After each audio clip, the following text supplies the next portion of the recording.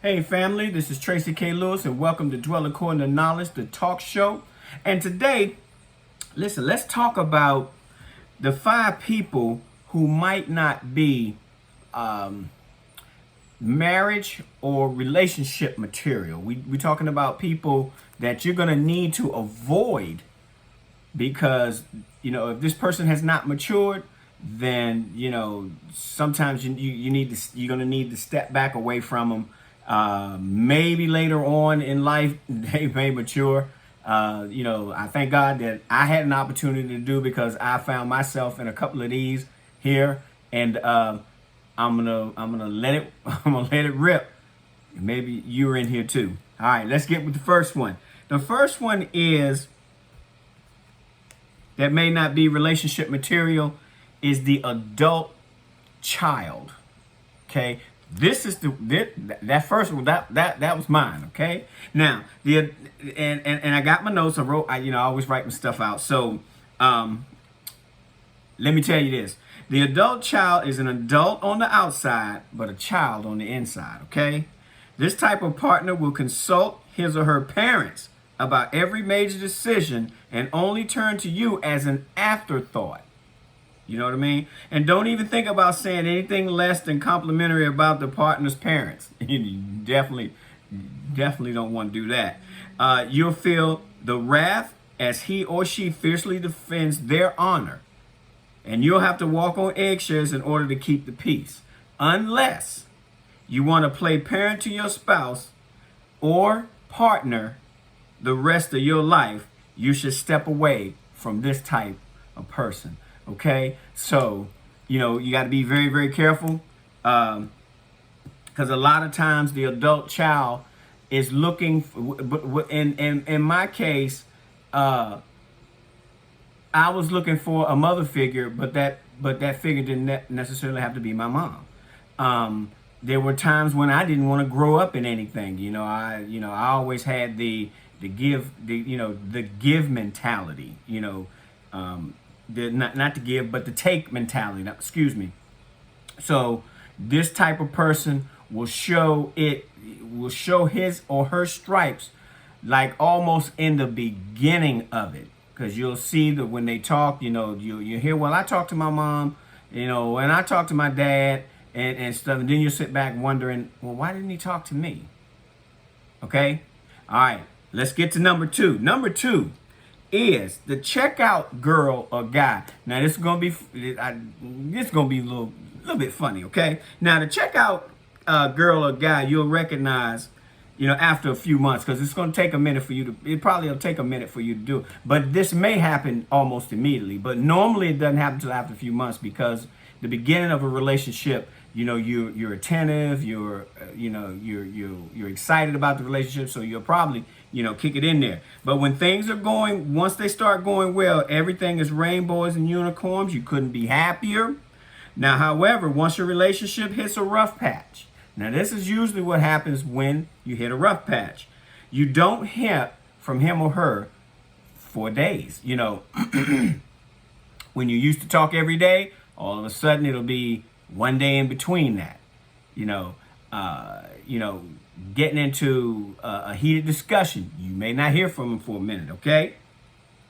Rather than attempting to work through problems, your partner will just simply disappear, okay? This behavior will just continue to get worse after you get hitched, after you settle in and get into a routine of, you get into your relationship. You finally says, hey, we're going to be boyfriend, girlfriend, or whatever else you're going to do.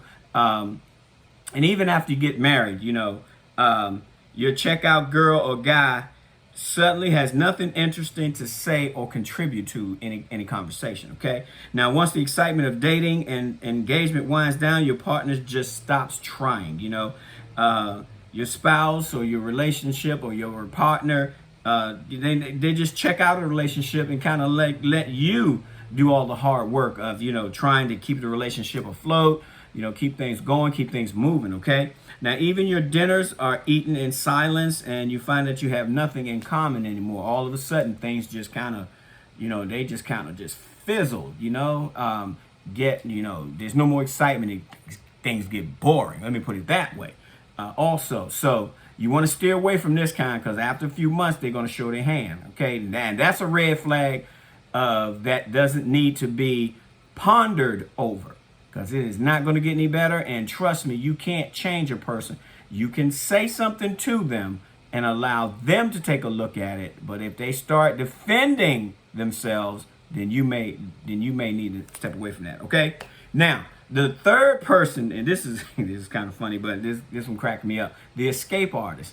I didn't think, but I didn't know anything about that at first. But this was me.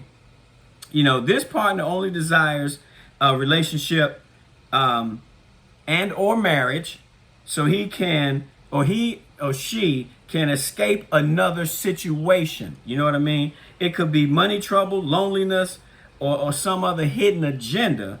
You do your best to ask the right questions during your dates. This is what I mean by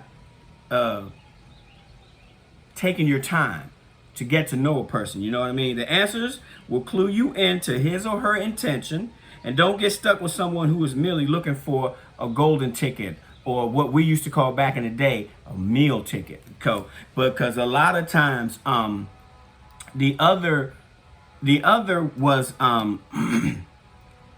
sugar daddy. We used to use that one a lot too back in the day, and sugar mamas. So you got to look out for this person right here, because this person is kind of mixed into the adult child person as well. And you want to steer clear of this kind of person because they want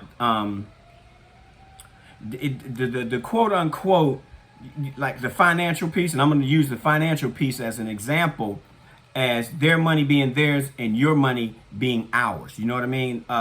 So you want to steer clear of that person by asking the pertinent and the deep questions, especially where finances are concerned, and some past, relationships they may have been in, that kind of stuff. Okay. So look out for that person because they're going to show their thing soon. Okay.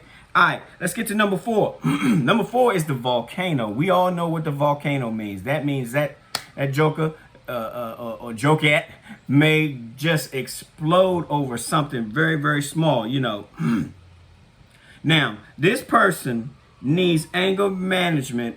Needing anger management is an understatement. This person here, just with a volcanic temper, will set off by small stuff. This small stuff just tears them out the frame. You know what I mean?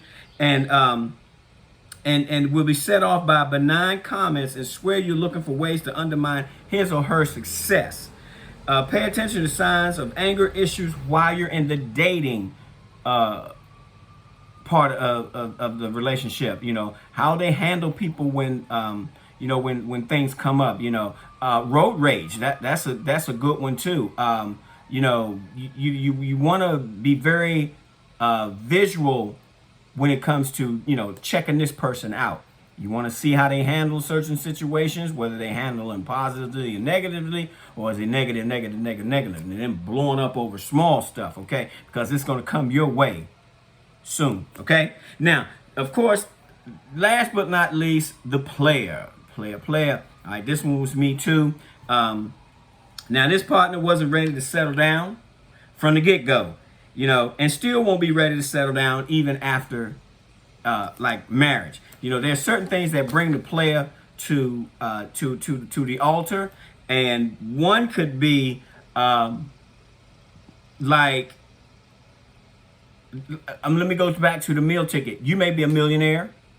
You may have a lot of money. You may have a nice business. That kind of stuff. Those kind of things will bring them to the altar, okay? And move on before you get married. Become a paranoid spice, constantly looking for signs of cheating, in that, within that, okay? It's a bad idea to marry someone first of all, that you don't even trust. You know what I mean? All relationships, they don't trust you. They can't be intimate with you. So if you're in a relationship where there's no trust, then you have no relationship at all anyway. So what you have is more of an acquaintanceship with two people going through the motions of a relationship, but without the emotions of a relationship. Like love, trust is a gift. So when the player shows up, play him right on out the way. Okay? I hope you all got something from that. Listen, I'm Tracy Lewis, and the author of Dwell According to Knowledge, How to Find and Date Your Mate. It's on Amazon. This particular book, I have a few others in the Dwell According to Knowledge series as well. The book is designed as a guide to help you through that. It even has like maybe 300 questions so you can ask a person so you can find out about them. Okay? All right. Hey, if you like the video, hit the like button, subscribe button, and the share button. And I'll see you in the next video. God bless.